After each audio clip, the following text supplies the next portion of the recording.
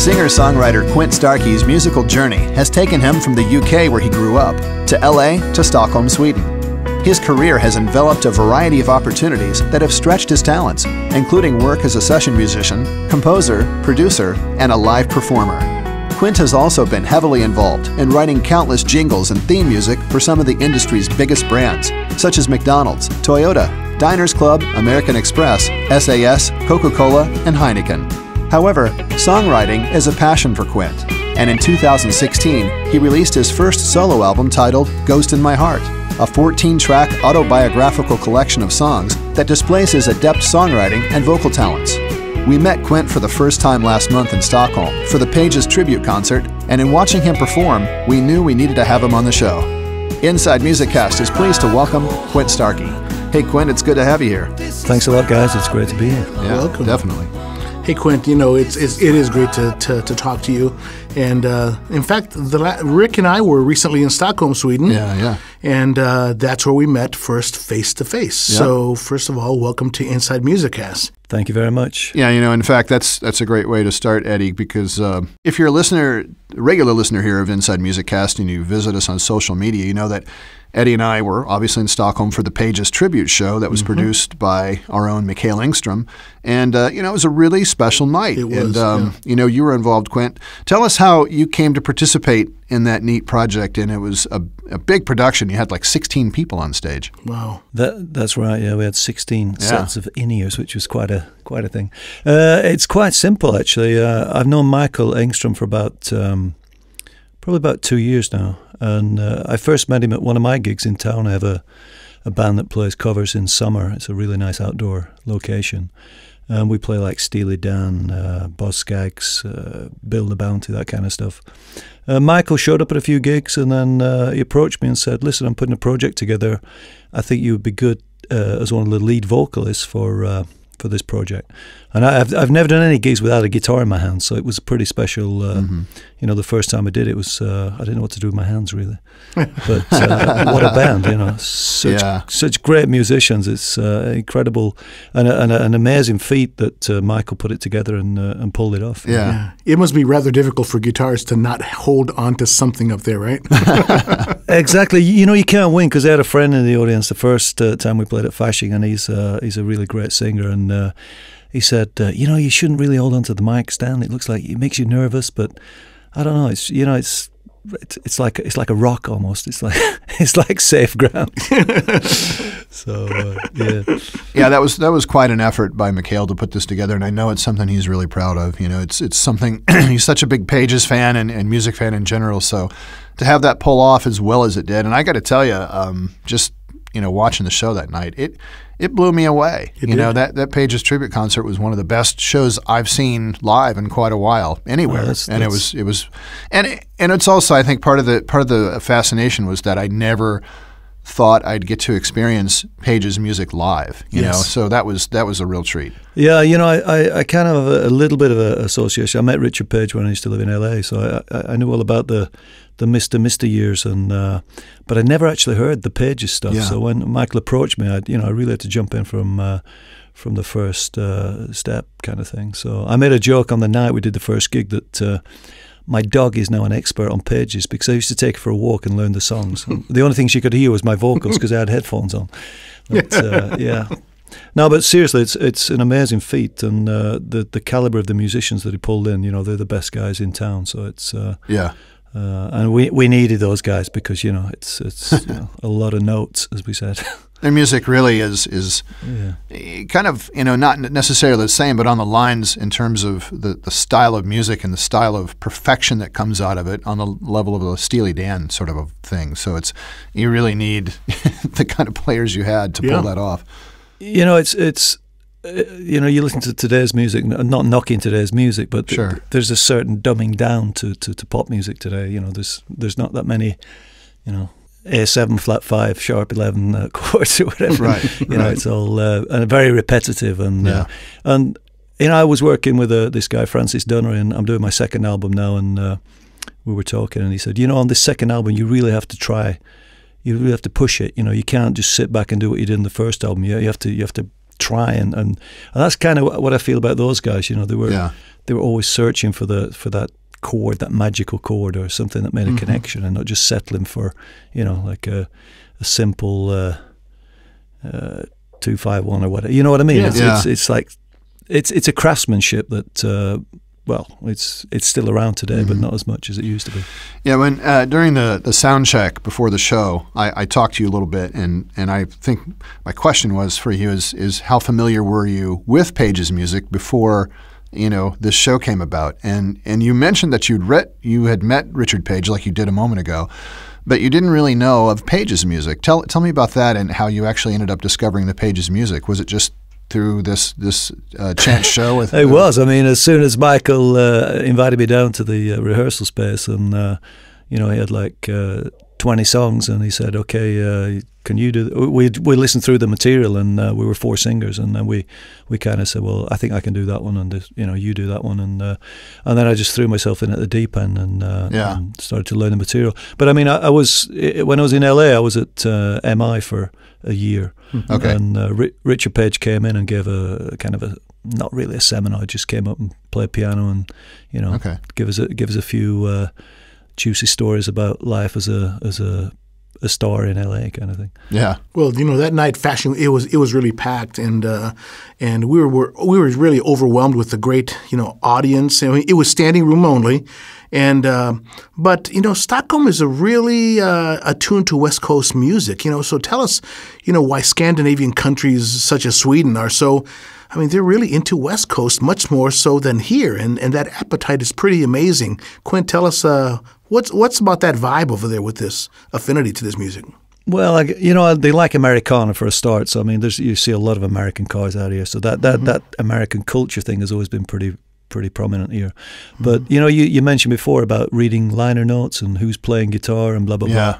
That's how I used to buy CDs. I used to go to the big record stores, and I'd just flip them over and look on the back, and if I saw Lukather or Landau or any of these guys, Dan Huff, Carlton, Jay Graydon, I'd just buy it. I didn't care who the artist was, and and you made some really nice discoveries by accident of discovering artists because you just because of that process of how you bought the CDs. But sure. But the guys out here, they are. I mean, I'm English, but I've lived in Sweden for a long time. They're very good at the craft. They're very good at the putting the songs together and melodies. Very good with melodies. I think that comes from the kind of the folk school. Everybody learned an instrument in school here back in the day. And, be it like a recorder or be it a violin or whatever. But there's a very strong heritage of learning instruments. Yeah. Well, being from the UK, you grew up in a sort of a musical environment. You started studying guitar at a pretty early age. I mean, was that because your folks were into music a lot, your siblings, that kind of stuff, or not? Not at all, not at all. My story for wanting to start playing guitar is so lame. Most people say, "Oh, I saw Jimi Hendrix and blah blah blah," or "I saw the Beatles on Ed Sullivan" or whatever.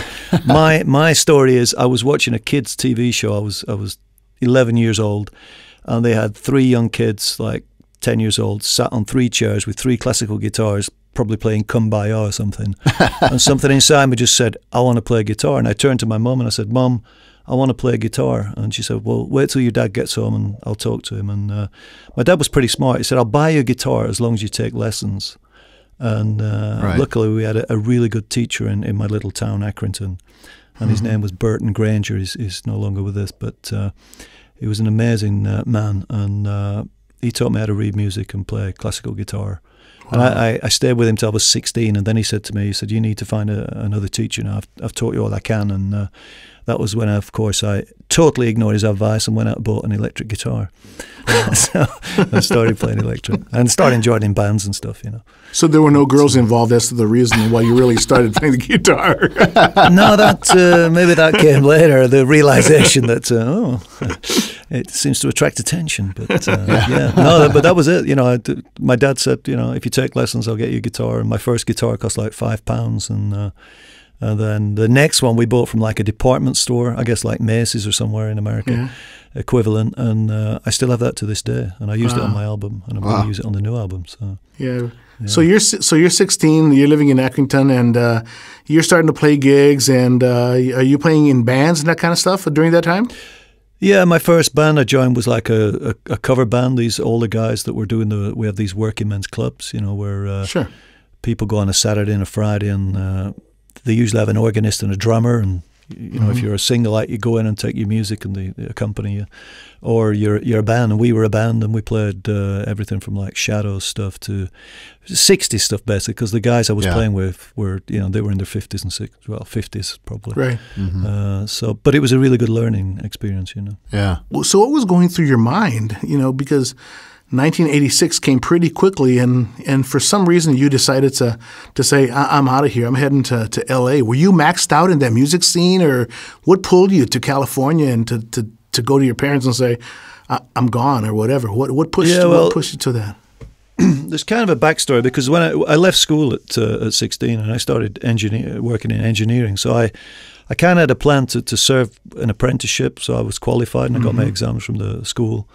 As well as the work experience. And then I thought, okay, I'll do this. And I was playing in bands on the weekends, and I thought, once I do this, then I'm going to turn professional and give it a go, you know. So I said to the guys where I used to work, I said, here's my toolbox and my overalls. Look after them. I'll probably be back in like 6 weeks or something if this doesn't work out. But that was like 30-odd years ago. So what happened was I joined a band an English band that were kind of pro, and they were touring Scandinavia and Germany. We were playing 6 nights a week, and it was everything from jazz standards to pop music. So it was a really good experience. The band leader was a bit mean, you know. We had a folder with like 150 songs in, and they all had a number, and he'd count them in, and he'd go like a 1, and then he'd shout to me and say, number 25, a 1, a 2, and I'd be scrambling trying to find number 25. You know? But while I was on that trip, we were playing in Norway, and we met this guy.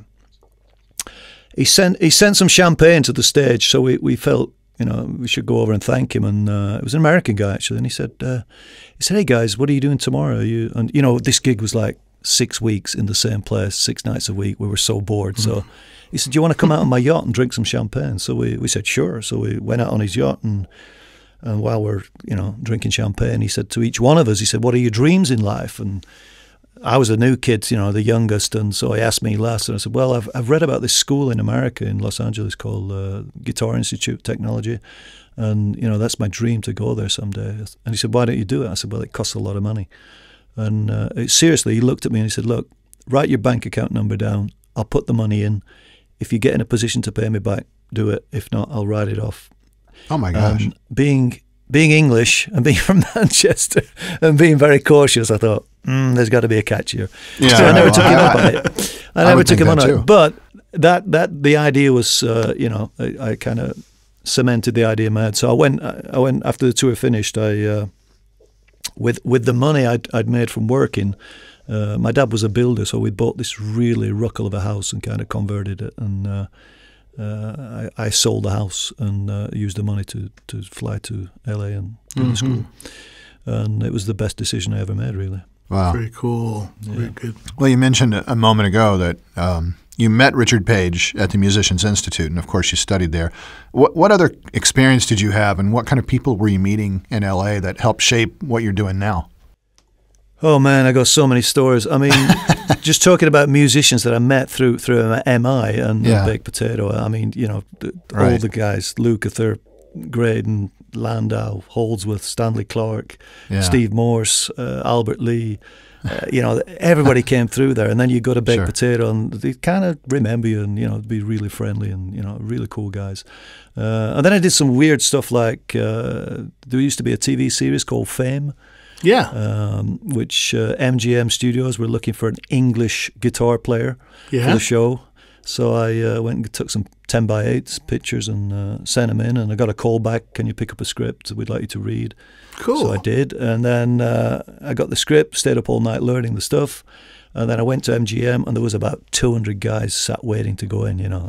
Wow. Anyway, it comes to my turn, and it's this classic scene where I knock on the door, and I open the door, and there's like this film agent, looks in her 60s with little like rimmed glasses, and she looks up at me and says, I see you don't have any experience whatsoever. Let's not waste each other's time, eh? And I said, well, excuse me, you know, I've been sat waiting for like 2 hours, and I stayed up all night learning the script. Can I not just read for like 5 minutes? And Okay, whatever, she says. So I read the part, and she said, you know what, that was pretty good. I think you should meet the musical director. So I kind of got ushered from that room to the music room, which I hadn't seen anyone else do, you know. So by this time I'm thinking, well, maybe I have a shot at this. So the guy who was producing it at that time was called Gary Scott. And he said to me, he said, can you play classical guitar? I said, yeah, sure. I said, that's what I started with. So I played some classical stuff. He said, what about Dire Straits? I said, oh, Martin Knopfler is my favorite guitar player. Any song, I can play them all. So everything he asked me, I could do, you know. And his last words were, well, he patted me on the back and said, well, man, I think you have a good shot at this. That was great, man. I'll see you again. So, you know, my roommate had driven me out there in his old beat-up Volkswagen Beetle, and I said to him, man, if I get this gig, the first thing we're going to do is get you a new car, blah, blah, blah.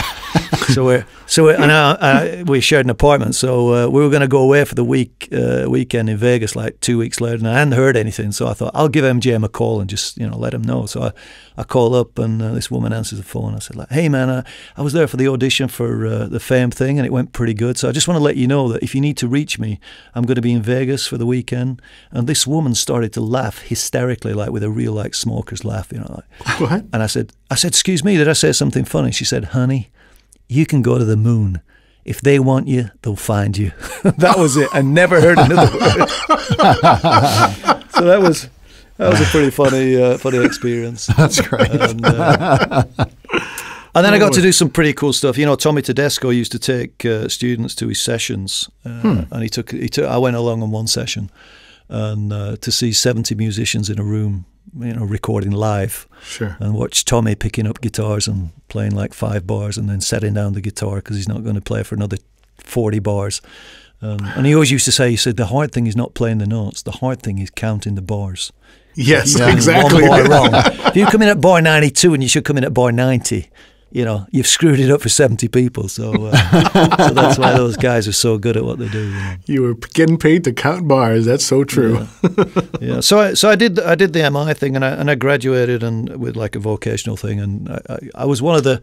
I'll never forget when Tommy came in one time. You know, his thing is he's a reader. You know, he can read anything, and but he always used to say, you know, when people come and watch me play, they don't come to watch me read. They come to watch me play. You know, which I always thought was funny.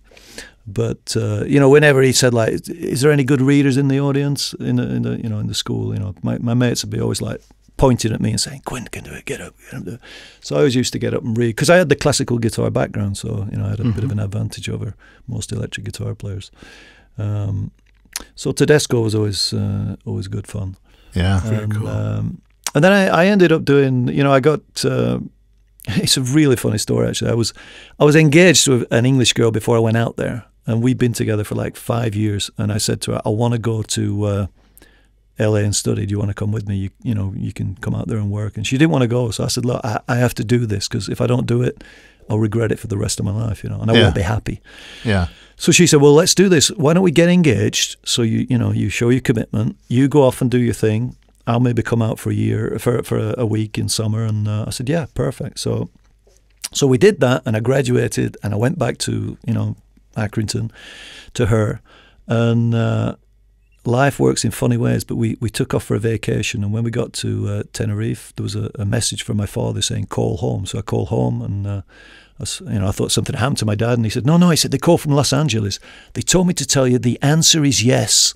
What does that mean? And it was at the time when there were public phone boxes, so I was like in a phone box, and my fiance was kind of listening to the conversation. And I just said to him, "Oh, wow." I said, my teacher, Dan Gilbert, he said, "Why don't you stay on at the school and teach?" I said, so he must have fixed a gig for me. And my girlfriend kind of heard this and didn't speak to me for like 5 days of a 6-day vacation. So that was pretty bad.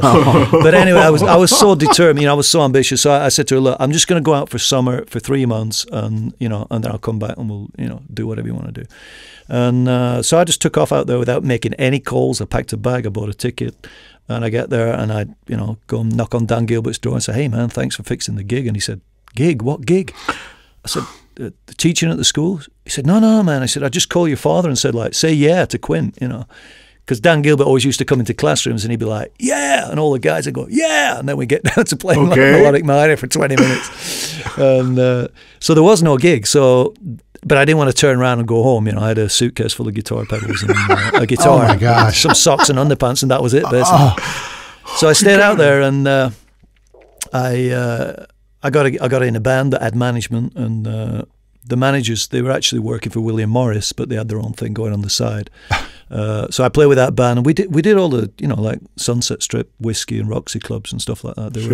They were kind of like an American version of Wham, except they had no talent whatsoever. They had a rich grandmother that bankrolled them, you know. But they looked the part. They looked great, you know. They had the image down. Yeah.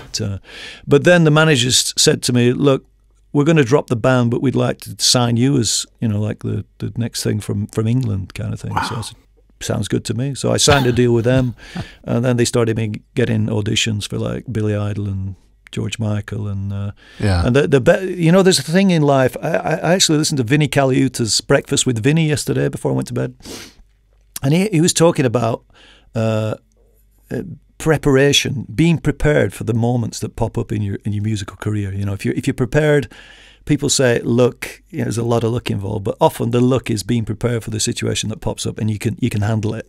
Yeah. And these managers, they took me to Motown Records, and we met the president. And I remember sitting on this penthouse, you know, top floor, and discussing music and stuff. And same thing there. The guy really liked me, and he said, "Hey man, why don't you come back, bring me your songs, and we'll do a deal." You know. Wow. The only problem was I didn't have any songs. I didn't even write songs at the time. Yeah. You know, so that opportunity came up, but I wasn't ready because I didn't have the songs. Now I have 200 songs in my catalog. But So there were the thing I like about LA is there's so many opportunities, and the people there are so positive. Everyone you meet, you know, from the guy parking your car to, you know, whatever, a guy bringing your waiter, everyone's just so positive, and the sun's shining, and I love that. You know, when I land at LAX and those doors open and the heat wave hits you, it's the best feeling in the world, man. It's so good. So I do kind of miss it, but you know, I eventually said to my fiancée, "This is not going to work. I cannot come back to England and just get married and put some slippers on and get a pipe." And, you know, I think, to be fair to you, you go out, you find a guy, and, you know, live your dream and let me live my dream, kind of thing. And we decided on that, and it worked out great because she found a great guy.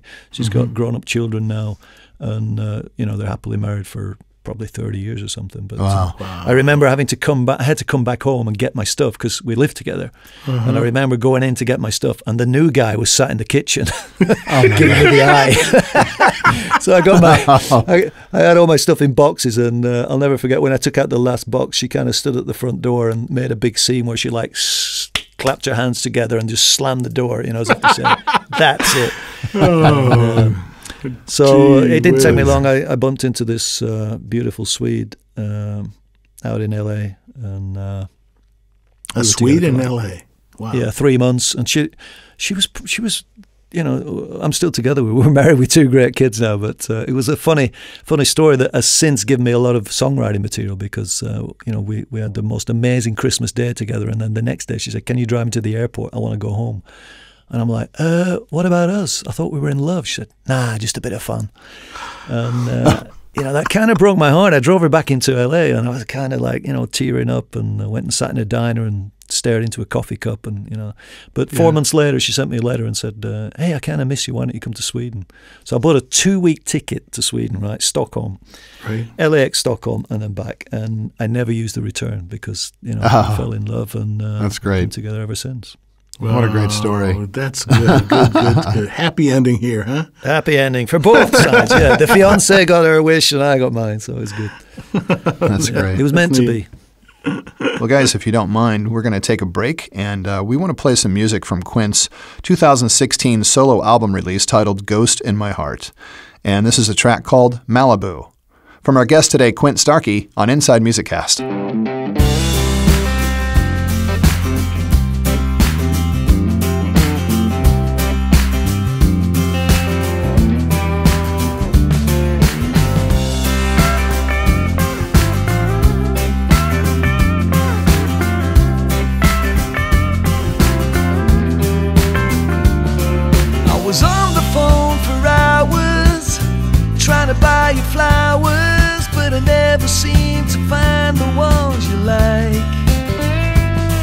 So I booked your favorite restaurant, the one with all the seafood, 'cause I know how much your oysters mean to you. Running out of runway, I had nowhere to land. Then I saw a diamond in that California sand. Malibu, it's just me and you. Malibu, California girl, you blew my mind.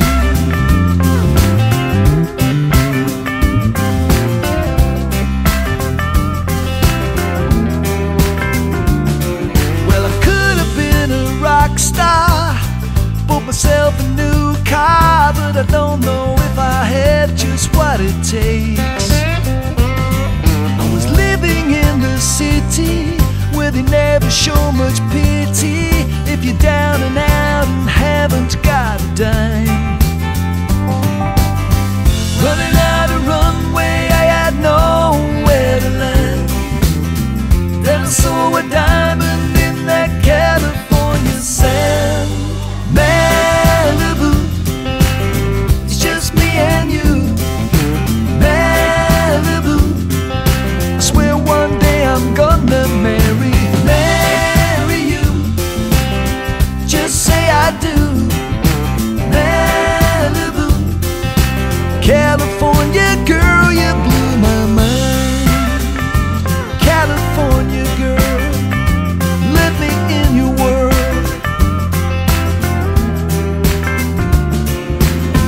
Your sunshine and your beautiful skies. Clouds part when I look in your eyes. There's no inclement weather whenever we're together. Malibu, it's just me and you. Malibu, California girl, take me to Malibu. It's just me and you. Malibu, California girl, you got me mad over you. Just say I do. Malibu, California girl, you blew my mind. California girl, let me in your world. California girl, you blew my mind.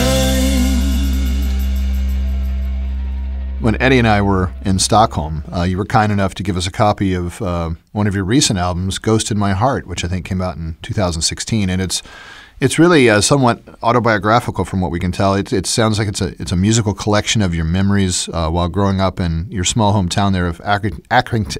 I can't say it. Accrington, England. Yeah. Yeah, tell us about this collection of these tunes, and these personal tunes. Yeah, well, to backtrack a little bit, I've been doing commercials and writing music for TV. When I first came to Sweden, just to give you a quick like timeline of what happened, I came to Sweden and we lived next door to a place that had a rehearsal space, and my wife saw some musicians going in and out and said, "Hey, my boyfriend's a musician. Can he come and jam with you or whatever?" And it just turned out that this band were looking for a guitar player, and they had a deal with Elektra Records, so I started out playing with these guys, and we were signed. But I didn't want to do that really. I wanted to be a session guy. So one of the guys who was producing us was one of the top session guys here, and I said to him, "Hey man, can you get me into sessions?" Thinking that he wouldn't, because everybody's protective of the jobs and stuff. But he was sure, man. And like that, literally the next day, one of the biggest producers in Sweden called me and said, "Can you be at this studio? Blah blah blah, and you've been recommended." And then I got into sessions, and working with the ABBA guys and all the really top Swedish guys. And then while I was doing that, I met a guy at a party who was a film producer for commercials for TV, and he says, "Hey, do you write music for TV?" I'm like, "Sure, I do. Yeah, I've never done it, but I thought, hey, give me the job and I'll sort it out." And I'll never forget. It was a really funny story. Wrigley's, the chewing gum. Yeah. Yeah. This guy was doing 5 films for Wrigley's, and he said, "Okay, I want you to go out to this Wrigley's headquarters for Scandinavia. It's out in just outside Stockholm. He said, and I want you to meet with the American marketing director and discuss the budget for the films. You know, you've got the gig, but just go and sort out the money with him. So I go out there and we go to this conference room, and there's 2 of them and there's 1 of me, and it's like this 40-foot table, you know, they're sat at one end and I'm sat at the other end, and they're like, so tell us, Quint, how much is this going to cost us, you know, after all the small talk? And I thought, I have no idea. So I thought to myself, well, if I start high, you know, they can knock me down and I'll still be happy. So I said, it's probably going to cost you around 40,000. And he says to me, would that be pounds or kroner? And of course, I didn't have the nerve to say pounds, because that just seems so absurd that it would be so much. But that's how I got started in commercials, and I was doing that for many years. I've written so many, you know, high profile, like McDonald's, Toyota, Heineken, SAS, all the major brands, because I've been doing it for so long, you know, obviously, with all the top agencies. And what happened was that a friend of a friend approached me and said, hey, I'm thinking about trying to get a publishing deal. Would you be interested in writing some songs? And so I said, yeah, sure, man. So we wrote like 5 or 6 songs, and we sent out 2 CDs with just a phone number on them to EMI and I think it was Universal. And EMI got back in touch and said, we'd like to put you on like a provisional deal, you know, just 6 months. And then after 6 months, they signed us to a pretty major deal, actually. We got a great advance, and then I started writing songs. You know, we only had to write 15 songs a year, actually, for the deal, but we ended up submitting probably about 150 over 3 years. And, you know, got quite a few cuts. It was pretty fun time. I was in LA writing with, you know, people like Lindy Robbins and Marjorie May and Alan Rich, these guys that have... Those are big names. Hell of a track record, yeah. Well, Alan Rich was a funny guy. He, you know, he lives in Beverly Hills, and I knock on his door, and the first thing he says, he opens the door and he says, welcome to the house that Whitney bought me. Whoa, really? He had a song on the Bodyguard soundtrack, you know, and that song generated so much for him that he bought a house in Beverly Hills. But where I'm going with this is that when we're writing those songs, it's all kind of scenarios that are made up. It's make-believe, you know. You get a list from your publisher who's saying, okay, at the time it was people like Britney and Christina Aguilera and stuff, Cher, and you'd see the name and it'd say album, and then it would say think, Ricky Martin meets blah, blah, blah, and then you do some kind of song in that production style and lyrically and blah, blah, blah. But it was all made up, whereas when I did my album, I did it from a totally opposite point of view. I just thought about my life and people in my life. So it was basically like writing lyrics from a diary. Yeah. Because all the people in the songs are real people. And it's so much easier to write songs with emotion when you have that kind of connection to what you're actually writing about, as opposed to just saying, hey, baby, I'll see you in the club, blah, blah, blah, you know.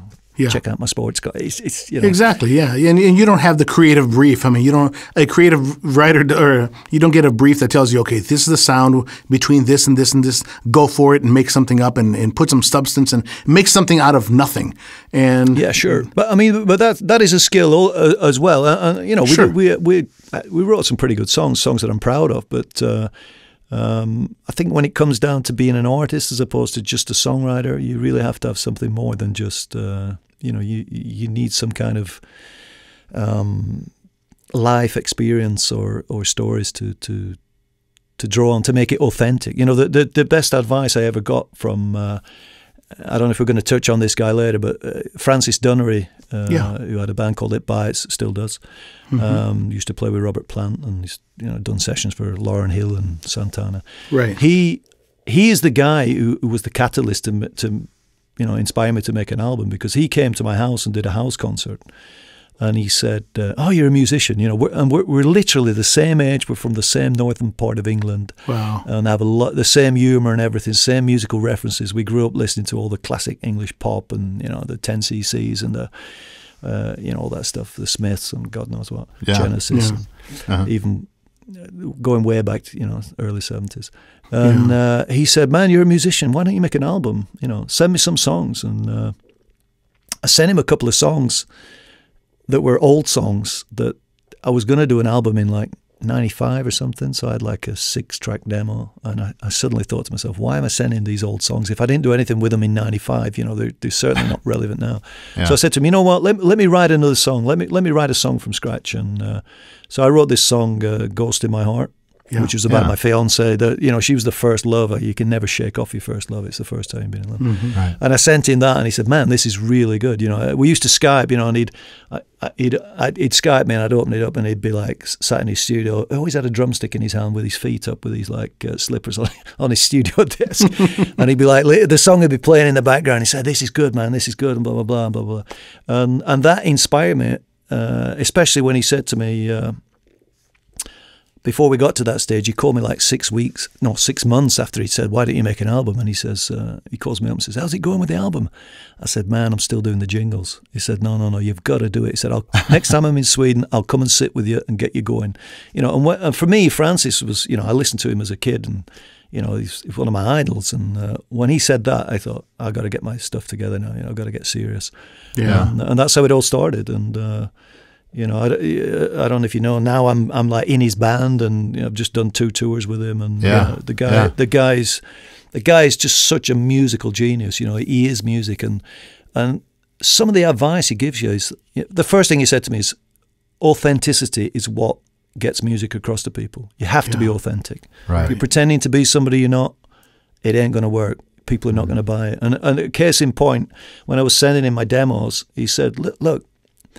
I have nothing against your lyrics, good lyrics, the music's fine." He said, "But what I do have a problem with is your voice." He said, 60% of the time you're Quint Starkie, and then all of a sudden John Cougar Mellencamp comes in from somewhere. He said, "Don't do that. There is a John Cougar Mellencamp. We don't need another." So, and that kind of made me realize. So and eventually what Francis did, he said, "Look," because I was recording it in my studio and various studios in Stockholm, and he said, "Why don't you just come to New York and we'll do it in my studio?" Wow. So I flew out to New York, and we spent the most amazing week. It took about musical education. We would work from 9 to lunch, and then we'd go up to his kitchen and listen to what we'd done on a ghetto blaster and critique it and stuff, And then we worked till dinner time. He'd make dinner for his family. And then at night, after we'd had dinner, we'd go down, we'd just listen to music. He'd play me stuff and say, listen to these guys. Listen to how it, one guitar, one bass, one drum. If the song is good, you don't need to layer and layer and layer, blah, blah, blah. Right. And it was just such a great education and so inspiring for me. So that's really neat. To talk about Francis, isn't it funny how it takes one person with experience to look at you in the eye and just basically said, "No, stop what you're doing. This is the new road for you," and that type of thing. And because you're busy, because you were busy with a career, you were working with top brands. I mean, you had the gig going, and then this guy sort of stops you in your tracks, and Francis says, "Go this way," and that can change your whole your course of life. It did, and to be honest, Francis said to me, "Now look, when you do the album, don't neglect your business. A business is like a flower; you've got to shine some sunlight on it, or otherwise it'll die. Don't." But I was so into making this album. I was having a ball. And so I've kept my commercial business going, but I've not been doing as much work as I was doing because I've been trying to fit in touring. I've been doing house concerts, just having the best time of my life playing my music. It's a first for me to play my own music for people. Yeah. And then when you get a great response, it's kind of, you just want to do it more and more. It fuels the fire. Yeah. It's like the wife telling you she loves you every day. So that's interesting. I hope you get the irony in that. Yes, exactly. So Francis is. I'll give you another example. Just now we were on tour and we opened in Glasgow, and my gig in It Bites is kind of playing a small triggering things and singing backups and of course I try and get the crowd going, So of course we come out and we start with the first song, and I've got my hands above my head and I'm clapping, and getting the crowd going. And after the gig, Francis says, "Hey man, just a bit of advice." He said, and this blew my mind. He said, the clapping thing when you get the audience going, yeah. He said, wait, you've got to wait with that. You can't tire them out. If you get them clapping from the first song, they're going to be tired and the energy is not going to be right. We're going to lose them. So you don't need to get them going clapping until we get to like the 10th song. and then you can go all out. He said, otherwise, just dance around, just enjoy yourself. So, I couldn't believe it. Who thinks of things like that? It's got the whole thing planned out. It was amazing. It blew my mind. You know how you mentioned a little while ago that when Francis told you to be transparent and sort of honesty and be yourself, and the more and more that we've listened to this album, Ghost in My Heart, and believe me, I listened to it several times. And it grows on you. It really, really does. Why? Because I almost feel as if those are the key words. It's very transparent. It's well-crafted. I mean, there's nothing that I love more than a well-crafted tune that really has some substance. And the reason I'm bringing that up, Quint, is because, me and Rick were talking about this, that although you hate to do this, you sort of resent, what does this remind us of? It reminds me of the honesty and sincerity and simplicity of a James Taylor tune, of how he writes and how he builds things. And yours is nothing short of that kind of quality. And Rick, you were telling me that, this reminds you of even the approach of some of the work that Richard Page. Remember that? Yeah, I was curious about, if anything Richard, when you met Richard back in Los Angeles, if you'd listened to any of the music that he was producing at that time. Of course, at that time it was probably Mr. But when you fast forward to his career and you listen to maybe the Goin' South album, like your track, the one about Malibu on the new album. Right. I just kind of heard some similarities in the way he writes and the way he sings and the way he creates his albums. So that we were just just doing a little comparison. Oh yeah, the whole album is there's definitely a flow. It's not what I call a track-to-track album. It's definitely it's a unified piece of music that you can really sit and smile through the whole thing and enjoy them. So, I'm getting into it more and more, and I'm sure as after this interview, if a lot of our listeners aren't acquainted with your music, they're gonna really enjoy this. But it's a very nice piece of music. Thank you. Thanks, man. Just to be associated with those two names is mind blowing. I love James Taylor. I love Al Stewart. I listened to a lot of Al Stewart back in. I kind of fell in love with the Ghost in My Heart girl listening to Al Stewart. Yeah. And Jim Croce. Of course. Jim. Yeah. I used to like a lot of guitar-based artists, like acoustic guitar-based artists, especially, as well as the electric stuff. The 10cc's and all that stuff. But the acoustic stuff has always been one of my favorites. And Jim Croce, he's the guitar playing on that. I know there's another guy, I can't think of his name now, but together those two guys, wow, what a sound. And then Rod Stewart, the old Rod Stewart, the From Every Picture Tells a Story, right. That kind of stuff was Atlantic Crossing was a major inspiration for my guitar playing. Mm-hmm. A little earlier, I had mentioned we kind of talked about how your part of the world, Stockholm and Scandinavia in general, has such an appetite for for West Coast music, but really, Stockholm's, Sweden, Norway, those Scandinavian countries in general, there's some really amazing musicians that are coming out of that part of the world. And our friend and past correspondent of the show, Uwe Reith, says that there's something in the water in that part of the world because there is so much musical talent there. And Uwe knows what's happening in the European scene pretty well, and he just says he just feels like all the best musicians are up in that part of the world. So you've been in that scene for quite some time. So tell us your take on that and the music scene in general in your area. Mm-hmm. It sounds like I need to drink some more water. I don't know. It's, this amazing musician. A lot of the great musicians I've met I can only speak for Swedish guys because I even though I've played in Norway quite a bit, I don't really know that many Norwegian guys. But a lot of the great guys that are in town here, they come from the north of Sweden. And I don't know if that's because there's not much to do up there but practice, I always remember there's a guy called Stefan Gunnarsson who's kind of a legend here in Stockholm. You probably know him. And he was like this mythical musician that I'd never seen him, but I'd heard about him. He could play everything, and he's from Boden, which is in the far north of Sweden. And sure enough, you cross paths and there are so many. Max Martin, before he became Max Martin, when he was Martin Sandberg, he used to sing on my jingles.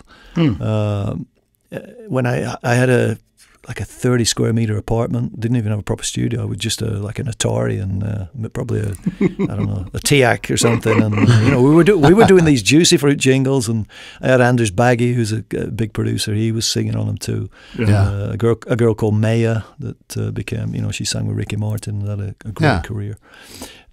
So there's some amazing musicians here, and songwriters, of course. The songwriters. In fact, I think Green Day have an album out now, and I saw an advert they put out for the album, like a billboard, and it was something like "No auto-tune, no Swedish songwriters, blah blah blah," because the Swedes they're on everything, like they're writing for everything. And, they were kind of using that as an ironic. That's funny. Oh my gosh, that's funny. But yeah, I mean, it's. I have my cover band that I have here. The average age of the guys is probably 22, 23. And okay. They're just virtuoso guys, Like the keyboard player, my regular keyboard player I've played with for years, he moved to the Canary Islands, and so I need a replacement. So a guy got recommended. He was a young guy, and nobody seemed to know him in town. So I thought, I'll take a chance. I met him for a coffee and I gave him the set list, and he showed up at the gig and he played so good. And he's in the band to this day, of course. Wow. And he brought along a sax player, and this sax player is like 23, 24, and the first solo he took. He sounded, for me, he sounded dead like David Sanborn. The first solo he took, I was smiling, and I just looked across at him and said, "Take it easy, you've got the gig." It's like blowing the hell out of the sax. I'm like, "That's cool, man. You got the gig. Just enjoy." And he turns out, he plays harmonica and he plays flute, so we can do a lot of the like Supertramp stuff as the record. And and then my drummer, I always joke with him. I said the only reason he plays with us during the summer is because he gets school holidays. He looks that young. He's like 25, but he looks like he's about 14. That's funny. But they're great guys, and that's cool. It's like the Pages thing. Everybody, the great thing with Spotify, there's a lot of negatives to it too when it comes to musicians getting paid and stuff. But the great thing with it is set lists. You can put a set list together in Spotify. You send it to each musician. Everybody learns the stuff, and like for my band, we just play. And we don't get in a rehearsal place, and the great thing about doing that is you're really on your toes and you're looking at each other, and that sometimes magic happens because you go somewhere that's not on the record, and so that's how we work it. That's interesting. Well, Quint, Eddie and I both really love your Ghost in My Heart album from 2016. And there's a track on there that is probably one of my favorites. Of the 14 tracks, this one really stands out for me. And this is a track called All Over You. We're going to pause for a second and check this out. From our guest today, Quint Starkie, on Inside MusiCast.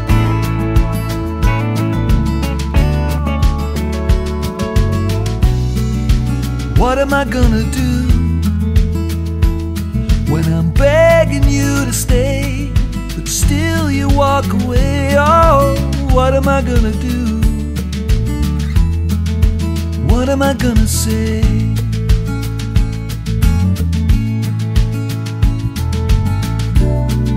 I'm tired of being alone, and I'm tired of missing you, but I don't know what to do. Oh, I'm tired of being alone, sitting here on my own. Because sometimes a careless love can leave and walk right out the door. I could have given you love for a lifetime, bathed you in sunshine, time to think it over. Now you're cutting me loose.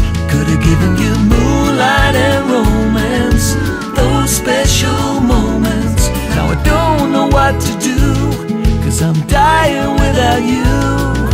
I've never been good at getting over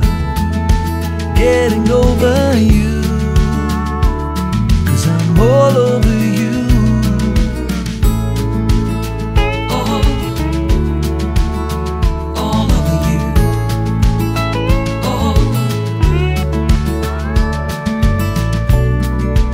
What is it gonna take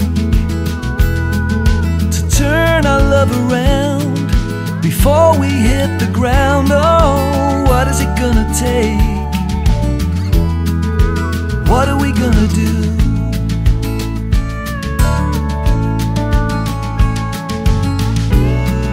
I'm staring at the phone, and I'm waiting for that call to say you're coming home. Oh, I'm staring at the phone. So when are you coming home? Because sometimes a careless love can leave and walk right out the door. I could have given you love for a lifetime, bathed you in sunshine, time to think it over. Now you're cutting me loose. I could have given you moonlight and romance, those special moments. Now I don't know what to do, 'cause I'm dying without you. I've never been good at getting over you.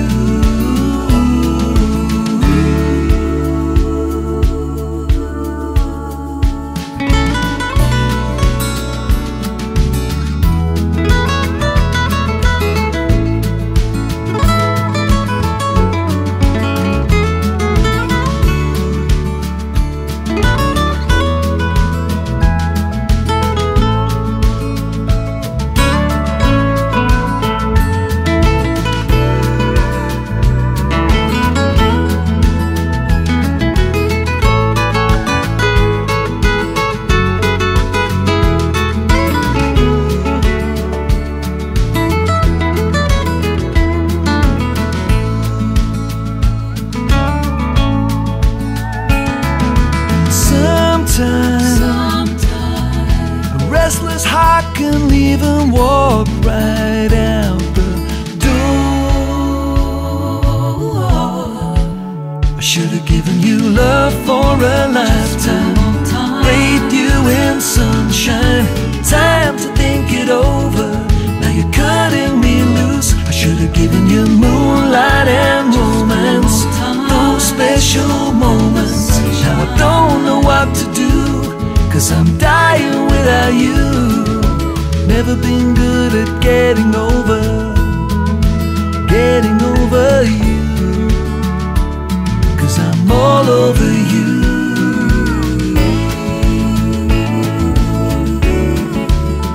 All over you.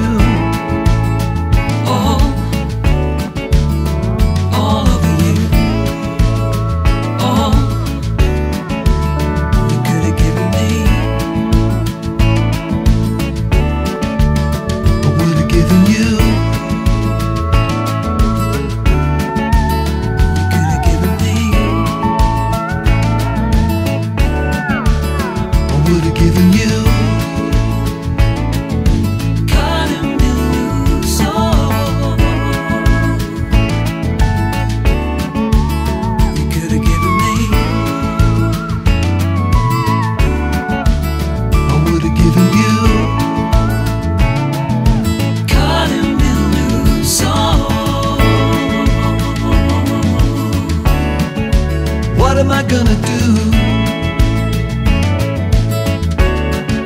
I'm all over you. I'm all over you. I'm all over you. I'm all over you.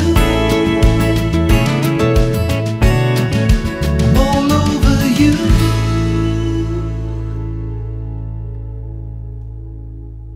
Hey, I've got a question for you, and I'm going to sort of turn a mirror on you so you can hold it to yourself. But what, as a musician, what do you consider your best attribute? In other words, in looking at yourself, what do you do best, and what do you enjoy most of particular about your musicianship? Not just as a musician, but your musicianship. Well, that's a hard question. I love playing guitar. You know, singing is something I've come to quite late in my life. I was never a singer. You know, I was always a guitar player. And I'm starting now to kind of not in a conceited way, but kind of like the sound of my voice. I never did before. You know, it's like when you hear yourself recorded when you speak, and you have this reaction to, wow, do I sound like that? I kind of, I'm recording the new album now, and I'm kind of enjoying the vocals, whereas before I'd always be really like self-doubting that, is this any good, or but I seem to have found a way I seem to have found my voice, if you know what I mean. Yeah. But I mean, I love playing live with and to play my own music live is just, it's the best feeling in the world. I think because I've come at it so late in my life, I didn't start doing this in my 20s. I was playing lots of gigs, but I wasn't doing my own stuff, and I wasn't singing my own stuff. So I think it's every gig I do where I play my own stuff, it's just a pleasure. I just love it, and usually I get really good feedback, and it just makes you want to do more and more. Yeah. Well, that leads us into sort of the future for you right now, because it's good to hear that you're coming into your own with your own voice and your own artistry, and after all these years of being in the business, you're getting more comfortable with that, and you're about ready to begin working or in your middle of the working right now on your new solo album, which is potentially going to be released mid-year. Tell us about that. Well, the goal I've set to get it finished is, it's people always say, what came first, the lyrics or the the music? And usually the answer is the phone call, the order. That's how I used to work with all my commercial stuff. If somebody gives me a deadline, I'll do it. I'll deliver it on time. That's. Right. If they say the deadline's a day, I'll do it in a day. If they say it's 4 weeks, it'll take 4 weeks. That's usually how the psyche works with musicians, Yeah. When you get a job like that, you start tidying the studio before you actually sit down and start doing the job. You're like putting it off and putting it off. But with the album, we're going to do this, Feels Like Summertime. It's like a festival that Francis is doing with It Bites in the UK. And that is it's like the middle of July. So I want to have the album ready so I can take it with me and put it out. And it feels like, my album, the one that's out, my first album has been out now for 3 years, and I feel like I have to get something new out, because it's even though you guys have just discovered it, for me it's been quite a while, and I need to put some new stuff out. And the new album's going to be a little bit more poppy. There's going to be a lot more guitar playing on it from me. And I'll probably, I had Toshi Yanagi on the last one, and Francis played on it, and Phil Hilborn, and a guy called Göran Eriksson, who's an amazing Swedish musician. I might get those guys on it, but I've just done drums with Jonathan from the Pages Band on the first track of the album. That's Jonathan Lundberg. Jonathan Lundberg. Lundberg, yeah. So, and we're gonna. I texted him and said, it sounds amazing, man, so we need to talk and get some more sessions booked. Yeah. So we're going to do that. And so it's, and then I'll probably, I can play keyboards myself, but I'll probably bring in a few special guests just for certain tracks, just to add spice. And, the thing about making albums is the way the business is today, you're everything. You're like the engineer, you're the producer, you're the songwriter, and it's kind of like a one flavor type thing, whereas if you bring in other musicians, if I bring in a bass player, he can play bass better than I do because he's a bass player, I can play bass, but I can't play it like he does, and it's the same with the keyboards. I can do what it needs, but then you bring in a guy who's great at what he does, and you always get something else, and that's what you're trying to capture. And they haven't lived with the song as long as I have, so they're hearing it for the first time. And maybe, if I work on a song for like 3 weeks, 4 weeks, I'm not going to play the same way as a guy who comes in with fresh ears and does what it takes. So that's where I'm at with the album. But I'm really happy with it. I've got the 10 tracks in mind for the album. I've written probably 12 songs, but I'm not going to do 12. I'm going to do 10. So very nice. We'll see which songs don't make it. You're gonna need that extra song because when it gets released in Japan, you're going to need the bonus. Exactly. So. That's right. Exactly.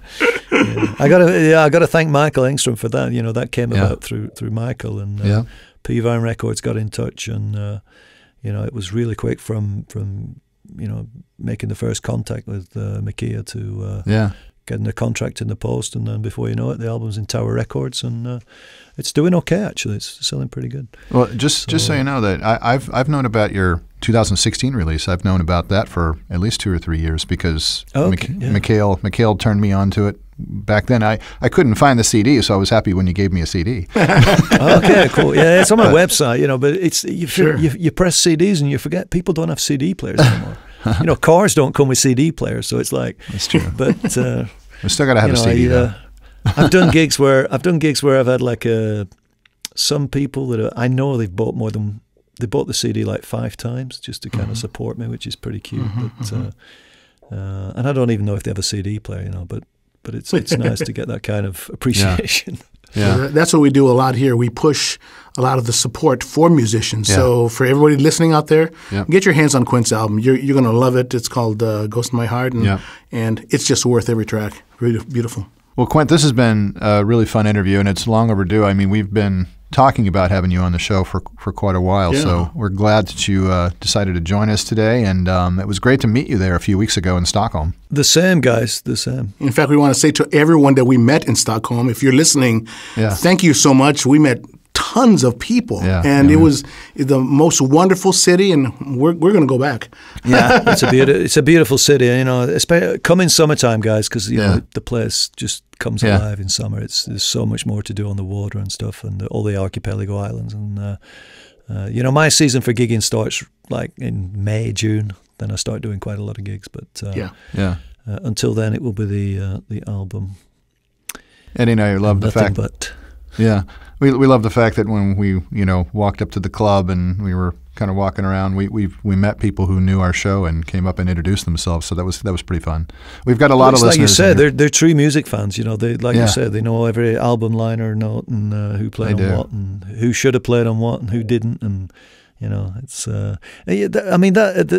that's the funny thing with musicians. We're always into looking for new instruments. We're always into looking for new music. We're just interested in every aspect of it. I used to remember there was a UFO album where the guy, they had to stop between songs, and the singer said something like, "We just got a message, they're changing the mic." And I could listen to that over and over because I thought it was so cool, And that's what we musicians are. We're like nerds. We just love all the stories. What's great about living in this day and age is all the podcasts. Like Rick Beato and Vinny and all and you guys yourself. Like there's so much information and juicy stuff out there. Thanks to you guys doing these kinds of things. Neat. It's and it's so inspirational. It's like when I'm working in the studio, put on a podcast, and while you're doing stuff, like it's brilliant. It's fantastic. Yeah, Rick's show's a good one. He really breaks down songs, and he's a true musician himself. So he's a great person to listen to. He's a great player. Yeah, he is. Indeed, yeah. Well, if our listeners, if you go to our website, you not only find the podcast here with Quint, but you were generous enough to send us some images of the creative spaces where you work, your studios in New York or that type of thing. So they'll find that. We're going to be posting that on our studio tour page. Yeah. So go and check it out, everybody. Yeah. Yeah, there's some pics from my time in France's studio, and then there's some pics from my studio in town, and some gear pics. Cool. I'm sure people are interested in the gear pics. Absolutely. Yep. I was interested in the ones I saw on your page. Yeah. Well, we're going to be adding more to that. Some amazing spaces over there. Well, hey, thanks again, Quint. It was great talking to you. Good night now. See ya. Good night. Thanks a lot, guys. Bye-bye. Special thanks to Quint Starkie for joining us on this episode of Inside MusiCast.